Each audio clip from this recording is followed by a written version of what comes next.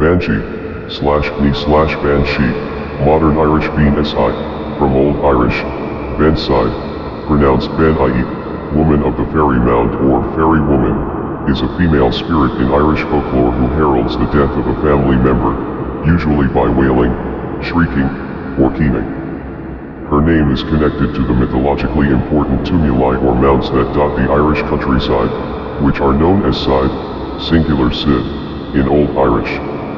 Sometimes she has long streaming hair and wears a gray cloak over a green dress, and her eyes are red from continual weeping. 3. She may be dressed in white with red hair and a ghastly complexion, according to a first-hand account by Lady Fanshawe in her memoirs. 4. Lady Wilde in Ancient Legends of Ireland provides another. The size of the banshee is another physical feature that differs between regional accounts. Though some accounts of her standing unnaturally tall are recorded, the majority of tales that describe her height state the banshee's stature as short, anywhere between 1 foot and 4 feet. Her exceptional shortness often goes alongside the description of her as an old woman, though it may also be intended to emphasize her state as a fairy creature. Sometimes the banshee assumes the form of some sweet-singing virgin of the family who died young, and has been given the mission by the invisible powers to become the harbinger of coming doom to her mortal kindred. Or she may be seen at night as a shrouded woman, crouched beneath the trees, lamenting with veiled face, or flying past in the moonlight, crying bitterly. The cry of this spirit is mournful beyond all other sounds on earth, and betokens certain death to some member of the family whenever it is heard in the silence of the night. Keening. In Ireland and parts of Scotland, a traditional part of mourning is the keening woman, banshee, who wails a lament in Irish, County, Irish pronunciation, Kinai, Munster dialect, Kin, Connaught dialect, or Kinu, Ulster dialect, Coun meaning to weep, to wail. This keening woman may in some cases be a professional, and the best keeners would be in high demand. Irish legend speaks of a lament being sung by a fairy woman, or banshee. She would sing it when a family member died or was about to die, even if the person had died far away and news of their death had not yet come. In those cases, her wailing would be the first warning the household had of the death. The banshee also is a predictor of death. If someone is about to enter a situation where it is unlikely they will come out alive, she will warn people by screaming or wailing, giving rise to a banshee also being known as a wailing woman. It is often stated that the banshee laments only the descendants of the pure Mileshian stock of Ireland, sometimes clarified as surnames prefixed with O and Mac, and some accounts even state that each family has its own banshee. One account, however, also included the Geraldines, as they had apparently become more Irish than the Irish themselves, countering the lore ascribing banshees exclusively to those of Mileshian stock. Another exception was the Rossmore banshee, which supposedly heralded the death of a member of the family of Baron Rossmore, whose ancestry was predominantly Scottish and Dutch. When several banshees appear at once, it indicates the death of someone great or holy. The tales sometimes recounted that the woman, though called a fairy, was a ghost, often of a specific murdered woman, or a mother who died in childbirth.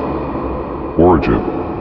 Most, though not all, surnames associated with banshees have the O or MC/Mac prefix, that is, surnames of Floydelic origin, indicating a family native to the insular Celtic lands rather than those of the Norse, English, or Norman. Accounts reach as far back as 1380 to the publication of the Catherine Tward Heelbake, Triumphs of Turlough, by Sean Mac Crive.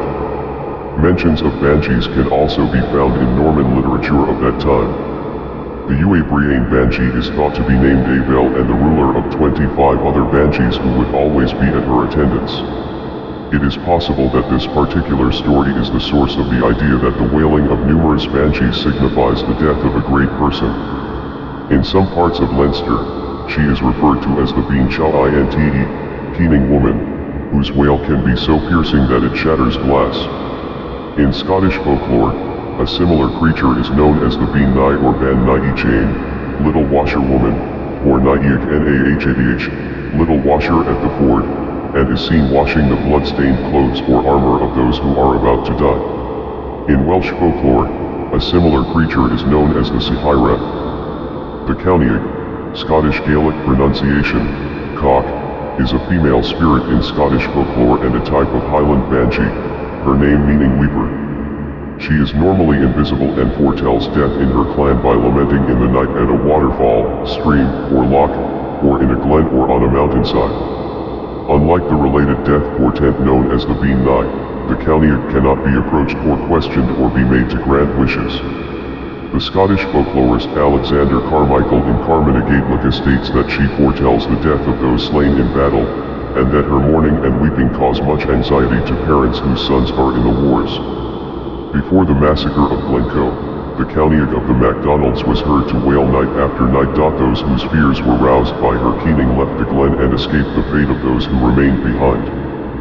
Fragments of the dirges said to have been sung by the Cowniag before the massacre were collected by Carmichael. Little Cowniacig of the sorrow is pouring the tears of her eyes, weeping and wailing the fate of Clan Donald. Alas, my grief that ye did not heed her cries. There is gloom and grief in the Mount of Mist. There is weeping and calling in the Mount of Mist. There is death and danger, there is maul and murder. There is blood spilling in the Mount of Mist. Other local names for her include Countiag, Cowniacig, Counteachag, and Voidhead. Counteach. The Counteach is another version of this death spirit attached to various clans in Islay. When a death from illness was about to occur, she would appear outside the sick person's house wearing a green shawl and begin lamenting at the door.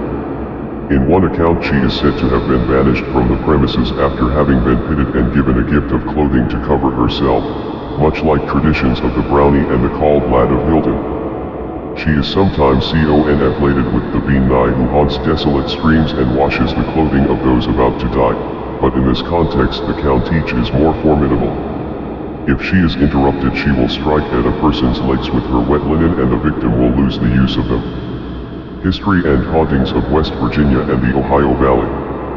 Born of the popular haunted Parkersburg tours, these unique stories of the unknown not only delve into the history and hauntings of West Virginia but also reveal how to recognize ghosts, how to know if your house is haunted, and even the 13 most likely places to find phantoms. Includes tales of haunted houses, spirit-infested cemeteries, Civil War ghosts, ghostly railroads, eerie tunnels, and much more.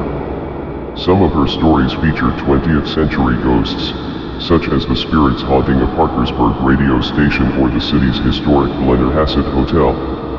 Many of these Shepard has witnessed firsthand. She has experienced innumerable hauntings in and around Riverview Cemetery, Parkersburg's version of the Twilight Zone. And of course, always a motherlode of tragedy and violence, Moundsville Prison has supplied plenty of tales of its tortured inhabitants.